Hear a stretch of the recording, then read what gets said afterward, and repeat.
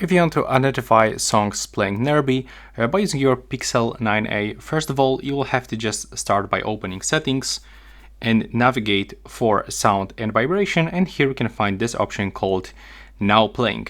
So take a look, I'm gonna actually turn it on, and as you can see, to actually do that we have to wait for unmetered Wi-Fi connections. So I'm actually connected in the specific Wi-Fi network that it's actually metered, so that's the reason why it's not working.